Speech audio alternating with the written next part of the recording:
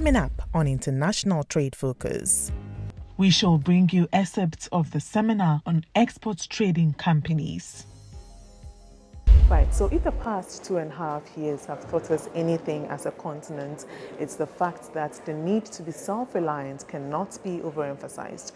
The pitfalls of the COVID-19 pandemic, the looming climate change catastrophe, the harsh impact of the Russian-Ukraine conflict, and the general global economic crisis make a strong trade collaboration among African countries crucial now more than ever.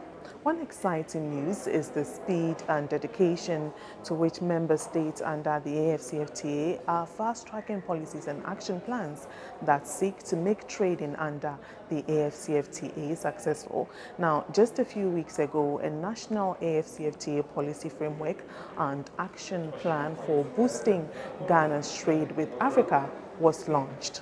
And now the African Export-Import Bank, Afreximbank, has selected Ghana as part of a continental initiative to facilitate the emergence and expansion of export trading companies, ETCs, in Africa, with the aim to promote intra-African trade under the AFCFTA, boost extra-African trade, and accelerate industrialization. The ETCs are further expected to play a vital role in providing market intelligence and supporting small and medium enterprises, smallholder farmers, informal cross-border traders, and large corporations to participate in international trade. Now, this seminar also seeks to answer a very important question: does Ghana need export trading companies at this crucial time? We'll be bringing you excerpts of the seminar on export trading companies organized by the Afreximbank in collaboration with the Ministry of Trade and Industry on this week's edition of International Trade Focus. International Trade Focus is brought to you by Gold Good Energy, ADB, Truly Agric, and more, Public Elegance, and Pediasi Valley Resort. My name is Anna Steele. This episode promises to be educative. Don't go away. A warm welcome back. We're bringing you excerpts of the seminar on export trading companies. But first, here's a little background to the seminar. Inter-African trade is currently low at around 15% of total African export. Africa's combined GDP of $3.4 trillion remains largely untapped by Africans. It's against this backdrop that the Afreximbank, as part of its drive to boost intra and even extra-African trade, has developed a comprehensive export trading company strategy to facilitate the emergence and development of ETCs in Africa and put in place support measures to achieve the goal. The excerpt of the seminar, which we'll be bringing to you, will throw more light on the export trading company strategy. Take a look. In the coming weeks, the dream of our forebears will be off the ground, and historic as the moment may be, its only beneficiaries will be those member states who have done the groundwork: policy, finance, institutional framework, productive capacity, and infrastructure. Setting up export trading companies across Africa could not be at a better time. AFCFTA is about exports, and we must commend the bank for initiating a strategy to facilitate the setting up of these export trading companies. After the tariffs have been agreed and negotiations concluded, we will be measured perhaps solely by the volume and value of trading among ourselves. Trading goods and services from Harare in Bamako or Kigali, or exporting processed cocoa from Accra to the entire Northern African region should no longer be a nightmare if we make the appropriate investments into ETCs. ETCs will help us to leave no one behind in the regional value chain: SMEs, young entrepreneurs, startups, light manufacturers, and big industry. By providing export and import services, warehousing, transportation, finance, insurance, risk management, and market intelligence, they are the fulcrum around which the free trade area will thrive. Only half of 3,000 export companies in Ghana, for instance, engage in significant trading, with the other half finding respite in sporadic exports annually. This has to change. Why must 70% of our total non-traditional export revenues be generated by only a few companies? Our export expansion program is expected to assist an initial 200 private firms in enhancing their productive capacity for export, in a competitive African market. Even better news is that majority of the identified companies are participating in this seminar. We are also implementing a national export development strategy with an ambitious target of increasing non-traditional export revenues to $25 billion United States dollars by 2029. We have identified 17 priority products for export under this strategy, ranging from automobiles and vehicles, industrial salt and starch, sugar and processed oil seeds, aluminium, iron and steel, and pharmaceutical products. 2 months ago, Ghana Export Promotion Authority announced a $3.3 billion United States dollars increase in non-traditional export earnings for 2021. And I look forward to tracking the further astronomical increases in these revenues after the setting up of ETCs in Ghana. 3 weeks ago, we launched the National Action Plan and Policy Framework for boosting Ghana's trade with Africa to expedite meaningful implementation. The plan will support the establishment of a special purpose vehicle to improve the production and marketing of goods and services under AFCFTA and provide alternative financing and intermediation between exporters and banks. It will also strengthen export finance institutions to deliver tailor-made services to support export under AFCFTA, while facilitating the establishment of a national version of the African Customer Due Diligence MANSA repository platform to register exporters.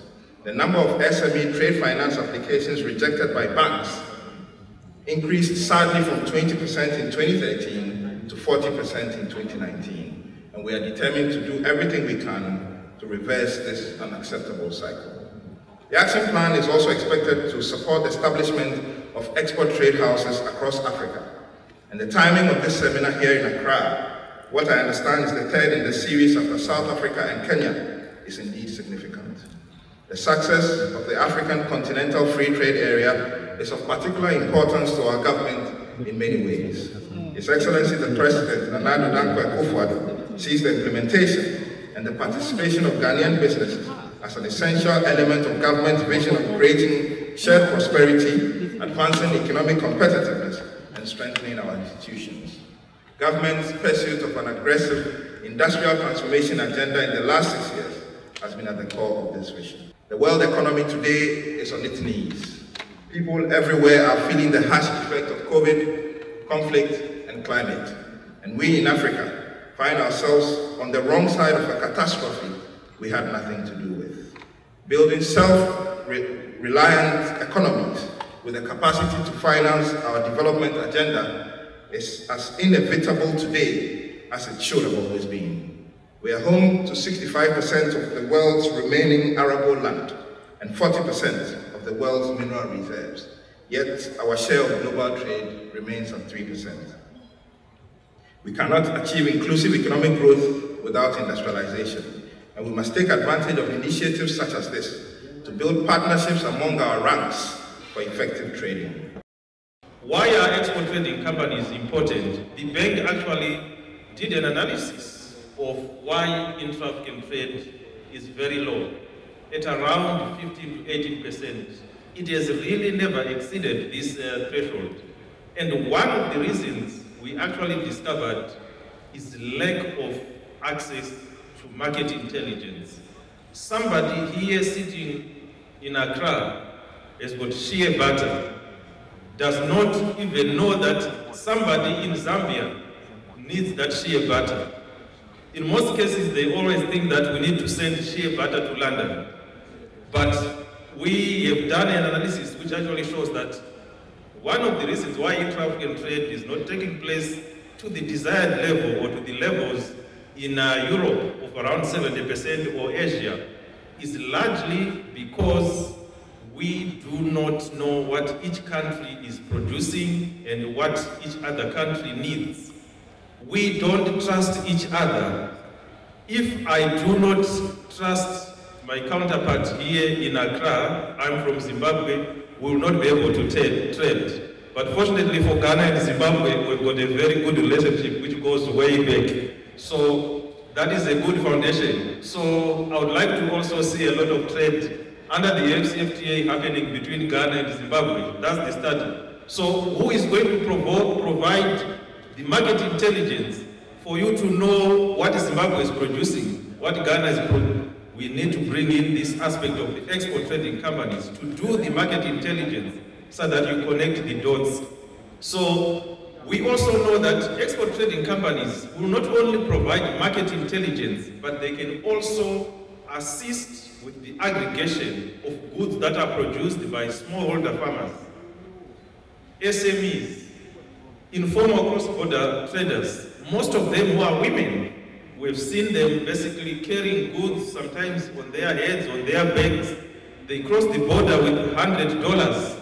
They go and buy, try to bring products to their country and sell. But with the export trading companies, you can actually get a group of all these women who are in the informal cross-border trade. You actually put them together, and then the export trading company will go and buy on their behalf. They will buy in bulk. There will be economies of scale, efficiencies. They can handle all the challenges at the border. They can even deal with the finance challenges. Take the case of even smallholder farmers. They produce their products. And I know Ghana is working very hard on that. The Honorable Minister highlighted the 17 products that have been identified, the one district, one factory initiative that Ghana is working. So we know that Ghana is already ahead of the curve. We are basically saying that we are going to work with you to create a vehicle that is going to take those 17 products to the market here in Africa as well as abroad. We are going to work with you to support those smallholder farmers.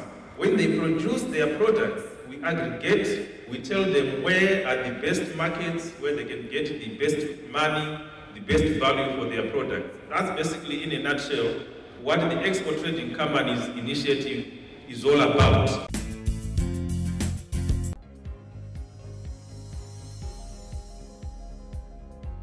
Number one is to understand an export trading company as a company that is primarily engaged in export of diverse products to more than one market.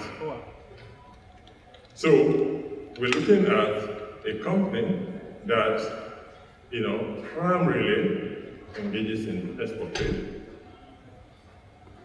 covering many products, and then having to export to more than one single market. So that's very important. Then they also provide additional services, which are also very important, particularly when you're talking about the SMEs that exhibit certain features, which we're going to share with you. They have to provide additional services, to these SMEs and other partners deal with. So these are necessary complements to what the export trading company does, because they have to work with SMEs. So they provide these logistics services as part and parcel of what they deliver. Then we need to see an export trading company as a strategic information gatherer. When we talk about strategic information gatherer, we're not talking about simple depository of bias. We're talking about information systematically researched and documented that looks into buyer needs and begin to emphasize how they can meet those buyer needs. Because they systematically understand the needs of the market, then they design products to meet the needs of the market. And then these products are produced and exported to those markets. To be able to, because they engage in diverse products and dealing in several markets, they cannot on their own produce all this. They need to engage SMEs in their supply and production chains. Okay, so they are product designer, to meet specific needs, which the strategic market information and research and information has thrown up. Concept 2. Now let's talk about the relationship with SME under concept 2. So we look at it as a leverage partner to choosing SME, choosing compatible SMEs, bringing at least 3 capacities usually lacking in the SMEs: capital and financing, inadequate most of the time. See that also. Good management practices and governance. Now, when export trading companies secure orders and they produce to meet those orders using their SMEs in their supply chain, what they are doing basically is intermediation, right? Now, of course, SMEs will also say, why can't we directly export ourselves? So, we'll tell you what is the strategic response of successful ETC to that risk of disintermediation, So, and that is why ETC have to ensure that SMEs that don't have the capacity to compete internationally, most successful export community then take that strategic move and acquire some of those SMEs so that they will become their subsidiaries and then they will guard against the risk of disintermediation. That's also very important. And then, by setup, they are highly leveraged institutions, and that calls for some special arrangement for financing. Special arrangement for financing, but that's what we have seen where they are successful. But lastly, we must then understand that there are long-term instruments of trade promotion. We should know that this intervention tool is a marathon, not a sprint. So we should not expect immediate impact or immediate results, But something that is successful, begin to see the win also early. But not that we're going to have so much short-term expectation about them. So concept 3. So here we're going to talk about the fact that Gilmore spoke about ETC as aggregator. Yes, I would say that would be an adaptation in the African context because of the special nature of our production. When we have so many small-scale producers, particularly of commodities, agriculture, and so on. Yes, in the initial life of ETC in Africa, we should see them as providing aggregation. But typically, ETCs, particularly if they have to be seen as assisting us to correct the structural problems we have in Africa, they should not be seen primarily as aggregators of commodities. And then also, they're not an export management company, which tend to be agents, and that focus is narrow. That focus, you forget what they have to do to support SMEs. And then we engage in the import. When eventually ETC, as you will see, then decide to also engage in direct production of export themselves, they may need to import, And then they could also carry out third country operations, And ETC established in Nigeria as the origin could decide to have an operation in Nigeria where the factors of production are more competitive and available, and export from Nigeria to Cameroon, for example, or export from Nigeria to Benin. So they could engage in third country operations. Right, if you just tuned in, you're watching International Trade Focus. There's more on the Export Trading Companies Seminar after this break. Stay tuned. If you just tuned in, you're watching International Trade Focus. Now, on this week's edition of International Trade Focus, we bring in you excerpts of the seminar on the Export Trading Companies Strategy.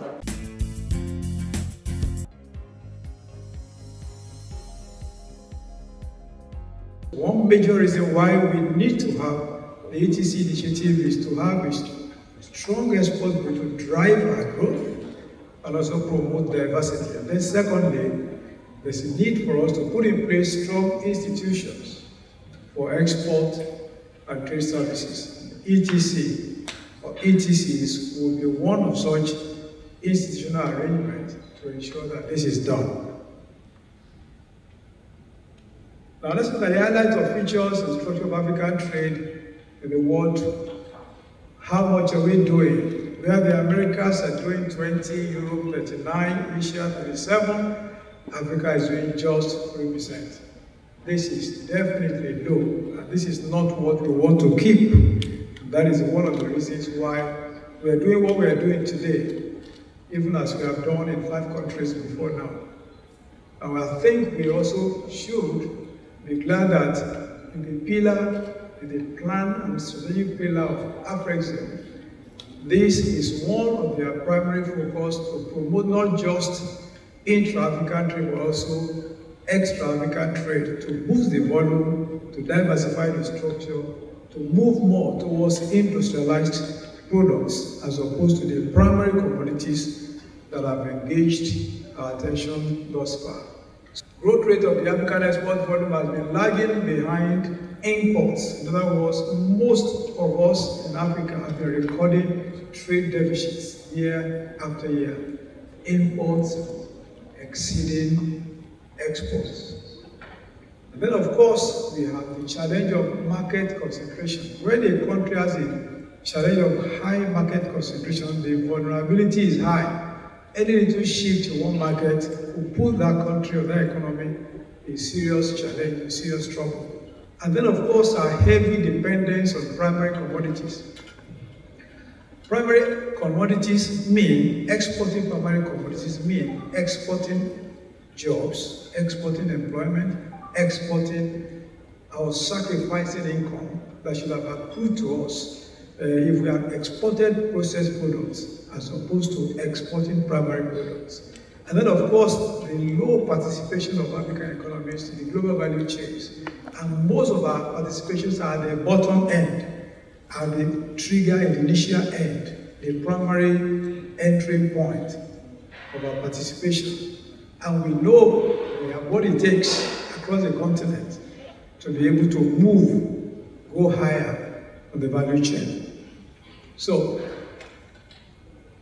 in graphical terms, just to paint the picture of how we are doing in intra-African trade, you see a graph that we've just drawn up. You see that it is literally flat, with the peak of intra-African trade at 21% in 2015, but with an average of 18% up to 2019.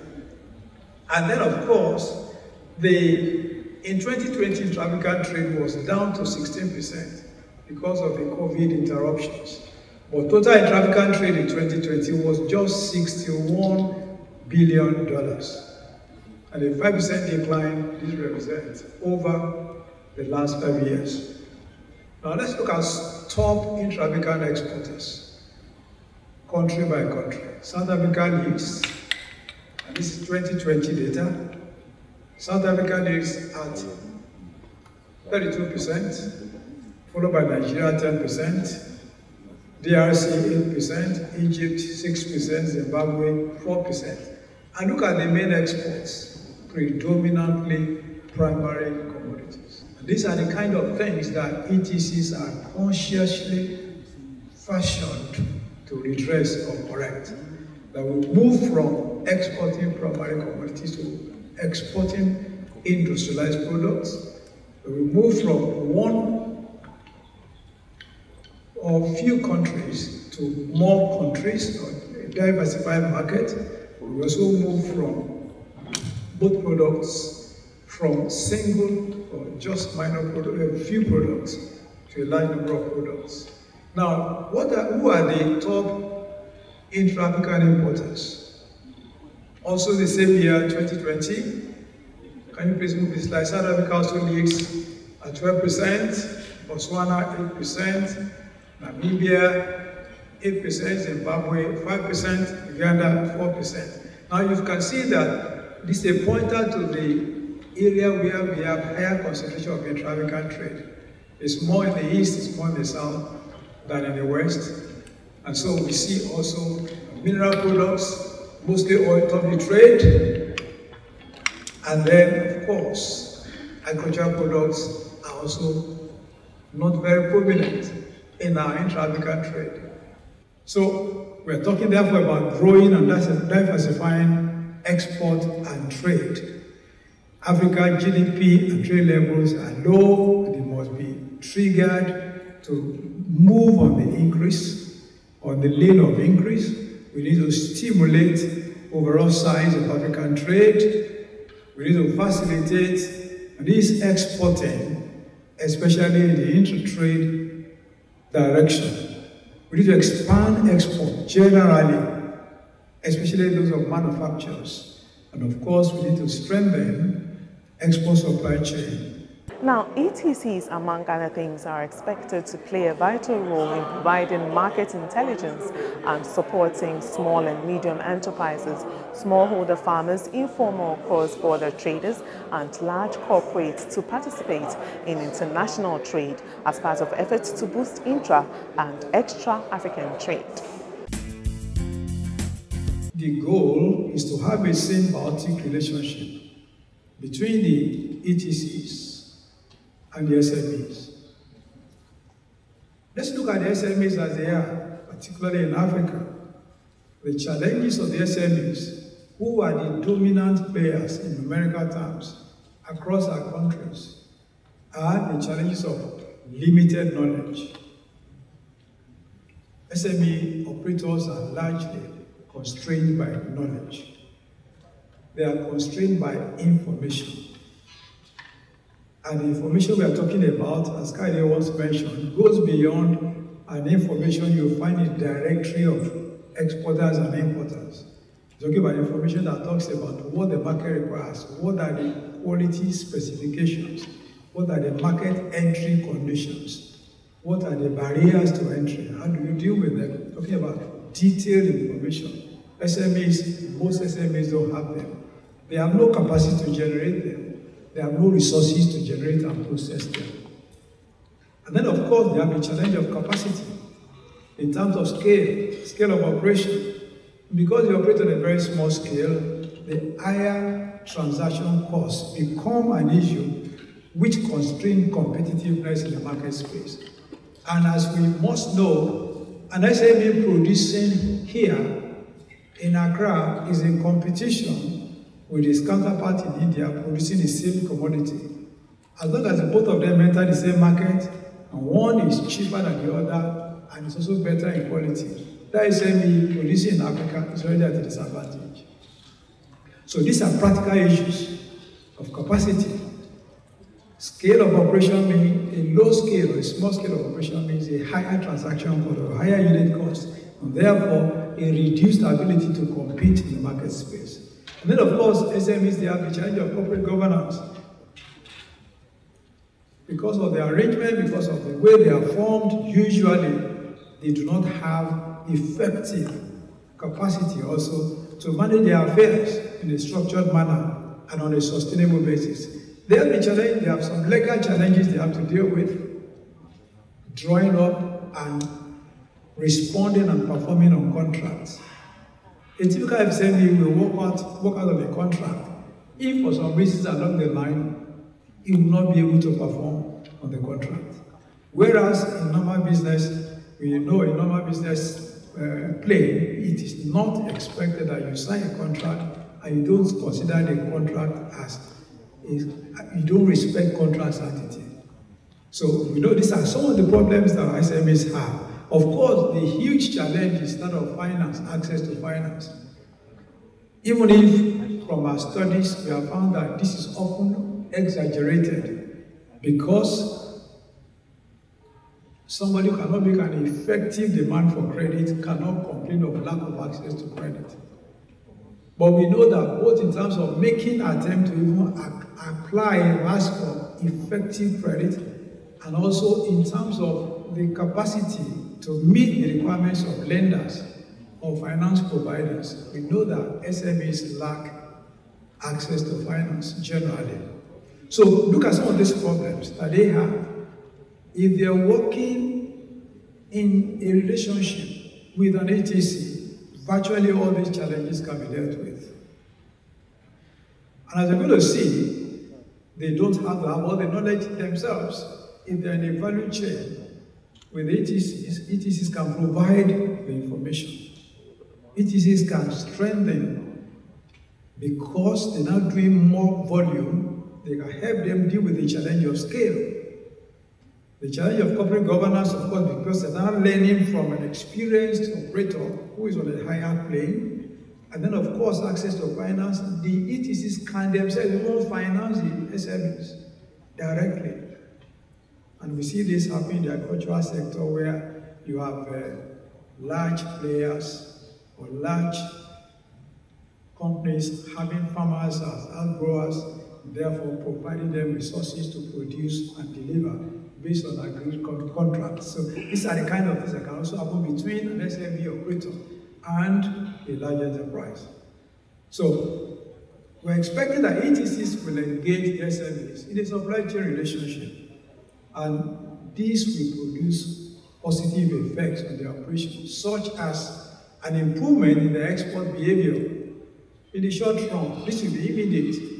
And then in the medium term, there will be growth, because now they'll be doing more business than they would have done ordinarily if they were not in a relationship with an ETC. And of course, there will be improved and sustainable productivity in the long run. Getting the SMEs to the ETC value chain will require that the following steps take place. Number one, the participating SMEs must themselves be corporate entities.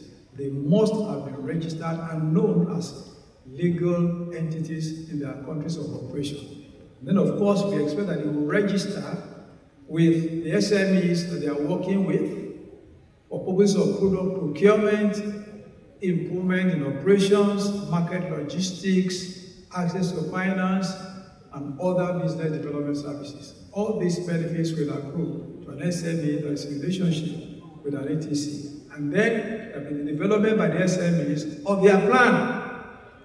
They must have their own strategy, informed by the relationship they have signed with an ETC. And under their strategy, they will have focus on improving their efficiency, of reducing their costs, and also enhancing the reputation of their products. And then, of course, there will be a subcontracting or an outsourcing arrangement between them and the SMEs, between the SMEs and the ETCs. In some cases, of course, the ETCs will also take equity interest, investment interest in the SMEs, so they will be part owners of the SMEs. But where the SMEs are operating as separate entities, they will have an arrangement, such as a contract of subcontracting or outsourcing with the SMEs. And then, of course, the benefits that ETCs earn by exporting. For example, if ETCs enjoy some export incentives because of some performance-related activities, then we expect that ETCs will allow some of those benefits to trickle down to the SMEs that made the achievement possible in the first instance.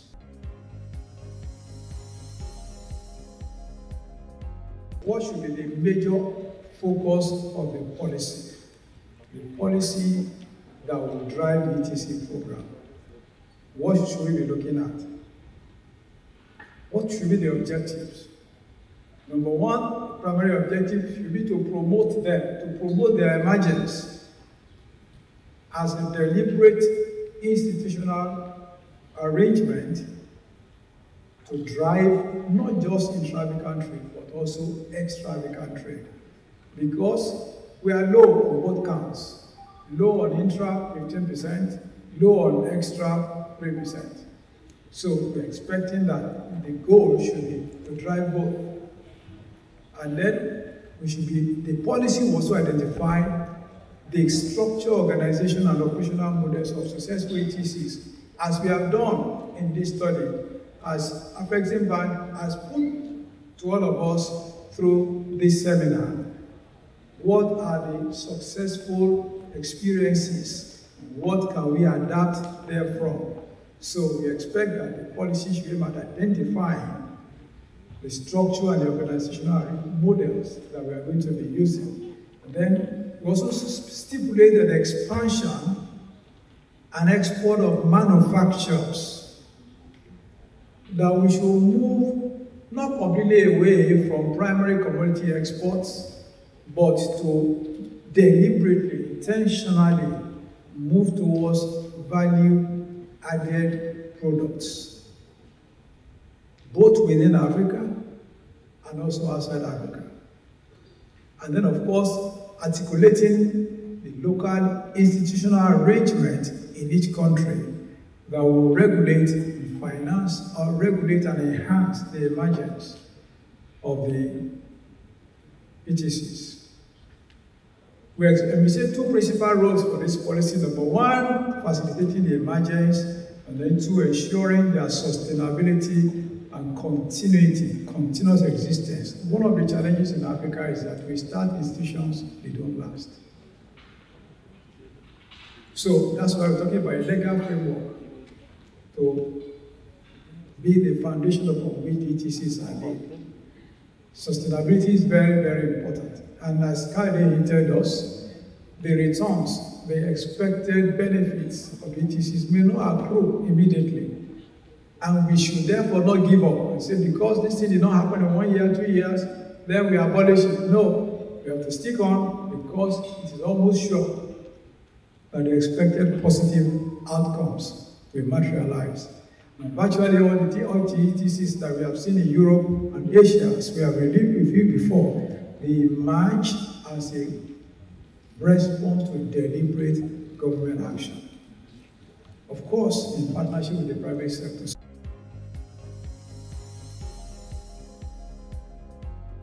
Now, look at the world ranking.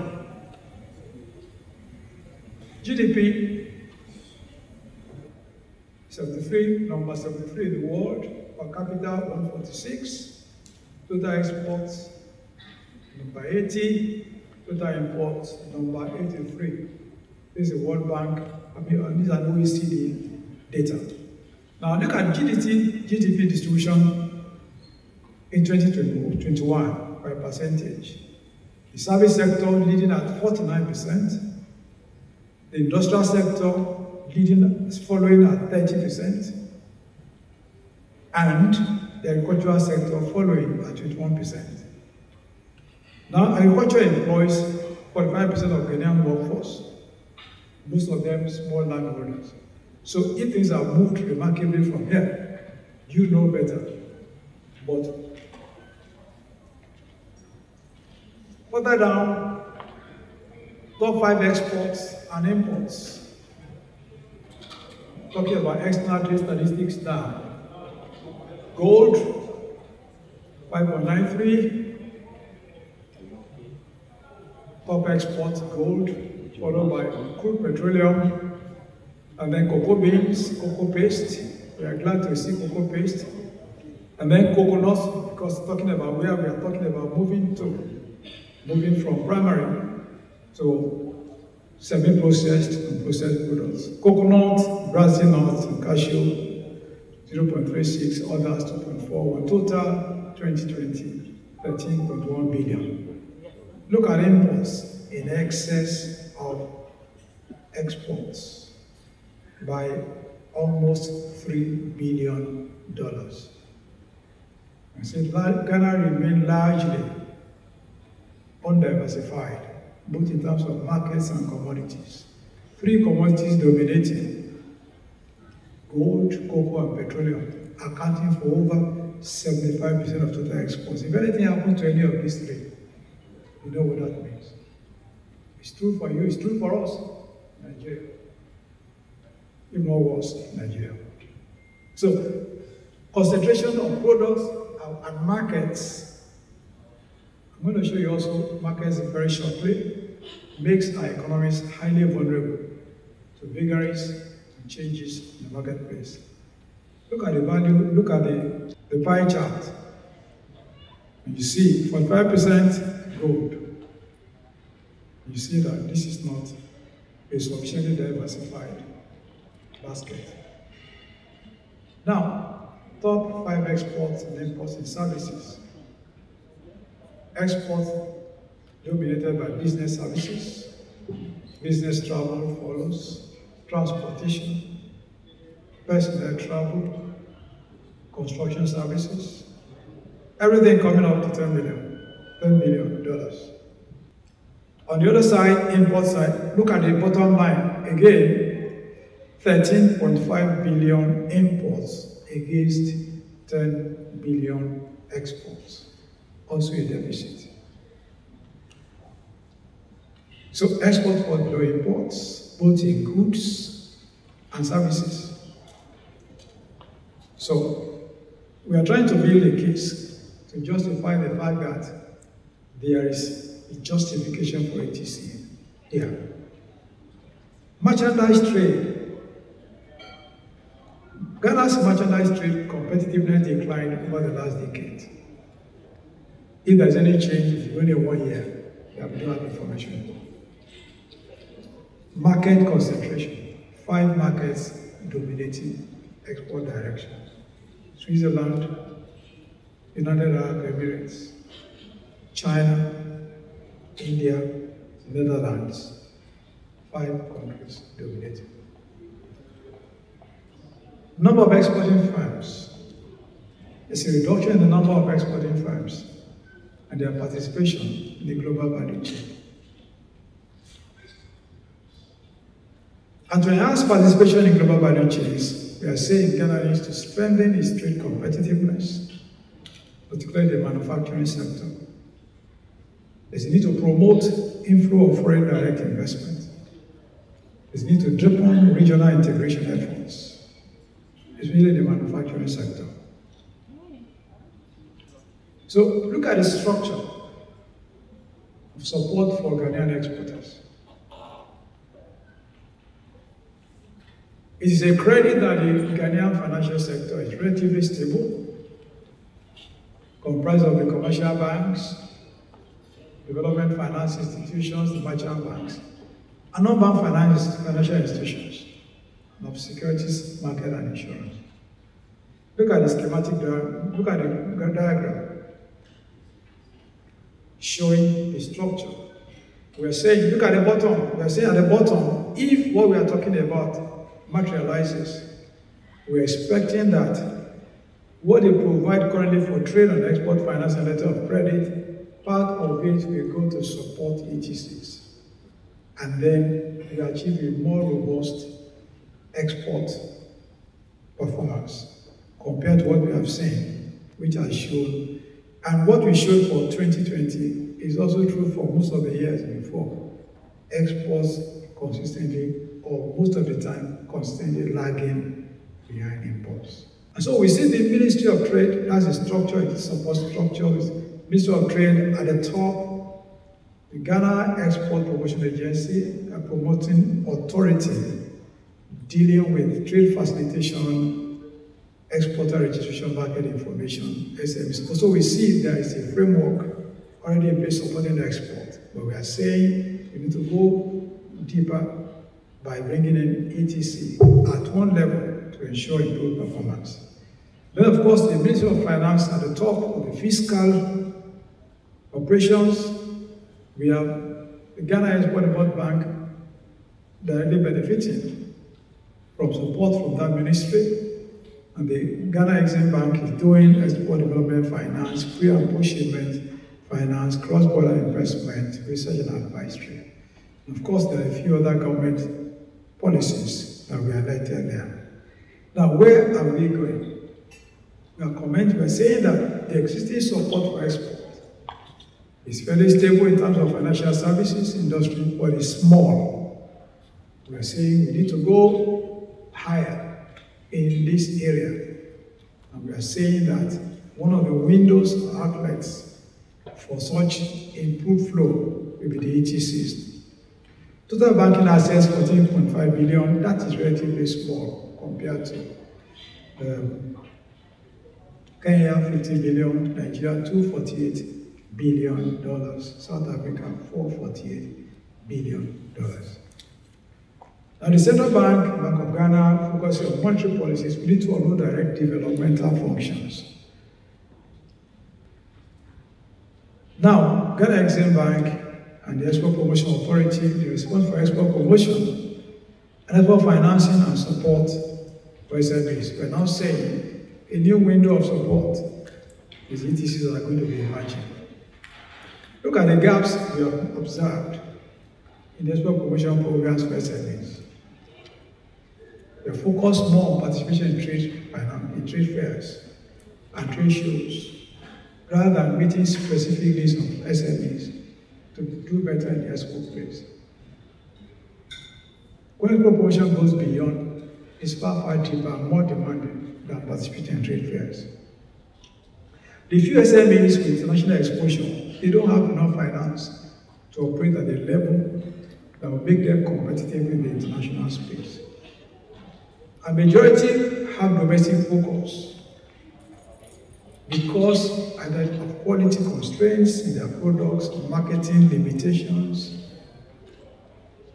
or an asymmetry in information, lack of experience. And a lot of people still see export as the residual of production over local consumption. So when you have finished local consumption, whatever remains, you can export. And we know that is not the way to drive export. And the central bank, then the National Export Development Strategy has set an aggressive export growth target of 26 billion in 2029. And the Honorable Minister spoke about this in his introductory charge. And this is similar to the third justification for ETC that Kayode spoke about. It can happen theoretically in a planned setting. So this will appear to be a direct, intentional policy action. So how do we get there? We are saying ETCs will come in as part of the institutional framework to make this target a reality. Of course, if ETCs are functioning properly, this is 2022, 7 years from now. It is not impossible that this target may actually be surpassed. So these are some of the things we are talking about, looking at the existing support for export in Ghana. So how do we conclude? In the light of this data review and what we have said, what then is the justification for ETCs in Ghana? Number one, the export currently is concentrated in terms of products and destinations. Diversifying and reducing vulnerability is a justification for ETC. SME support is inadequate to ensure that the SMEs maximize their export potentials. And so galvanizing whatever strength the SMEs have and improving on them to be part of an ETC framework was to ensure that the SMEs bring in more resources in terms of export performance and foreign exchange earnings for the country. But this requires meeting their specific needs for market information, financing, product design, product quality improvement, risk management, and so on and so forth, which intentionally ETCs to which they are integrated can bring about. Then we said stronger trade institutions are obviously needed.